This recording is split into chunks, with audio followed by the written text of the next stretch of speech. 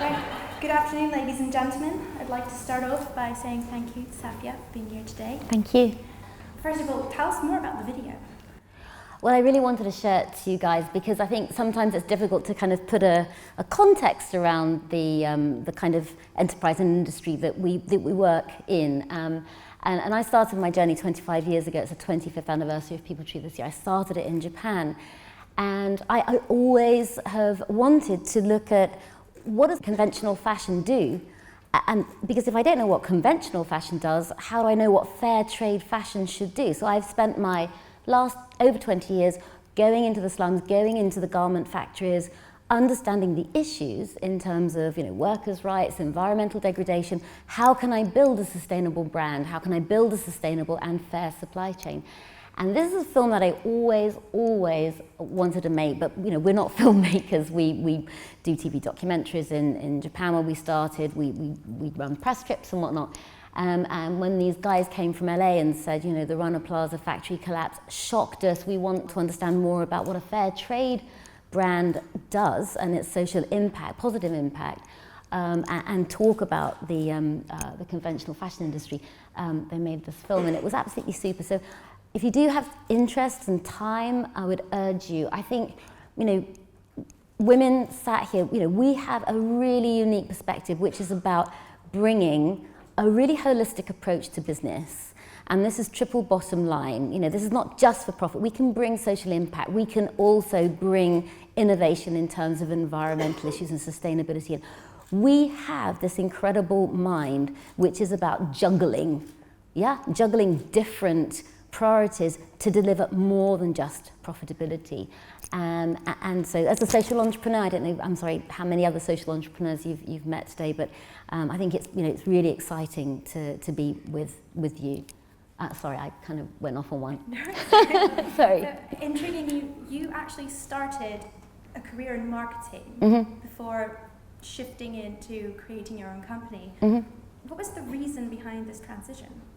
From 17, I was working at Creative Review magazine, and after about 4 years of working on different publications, Your Business, Televisual, Marketing Week, I went off travelling for 3 months, and then I started a social marketing consultancy because I actually thought, if we could actually harness the power of communications and advertising and creativity for social good, what could the world look like? And I was quite excited by that. So actually it wasn't such a big transition because when I ended up in Japan at the age of 25, what was really exciting was that, as an ethical consumer, I had this kind of skill set. I had to learn Japanese language first.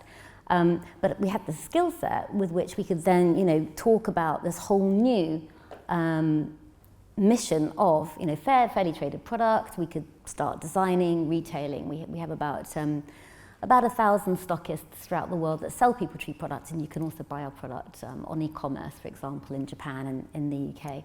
But yeah, the transition was really, kind of rather an organic evolution. So what would you say was the hardest part about getting started, and how did you overcome those challenges? Yeah, well, I think the first thing that was quite a shock in Japan, to be really honest, is that it is a very chauvinistic country. So I remember doing an interview with a journalist for the Nikkei newspaper, and he kind of came into the house. I ran, started on the kitchen table. So our living room was actually the office, and he came into the house and he said, "Oh, I see. So this is a little hobby, is it?" And I think I nearly kicked him. I physically nearly kicked him out of the door because it was just so utterly rude. But this is a time when, women who were as educated as men, did their photocopying and tea making. And I witnessed that firsthand working for a publishing company in Japan. But I think along the road has been, the cynicism about doing anything new. But I think as entrepreneurs, we know that we have to, vision, we have to have the confidence, we have to just keep going on, don't we? We have a tenacity to really be able to push things forward. The problem with my model is that fair trade requires 50% advance payments to producers, and the working capital to drive that business model is incredibly tough to meet. And also, if you're wanting to bring livelihoods to the most economically marginalised people who are in villages, and you're creating things by hand, that means that you've got a lead time, not of 6 weeks like H&M and Zara, you've actually got lead times of 6 months. So you're tying up a huge amount of working capital, and that has been, you know, a very, very difficult challenge for People Tree. So looking back on the video, has it been challenging to create safe workplaces across developing countries where staff are based?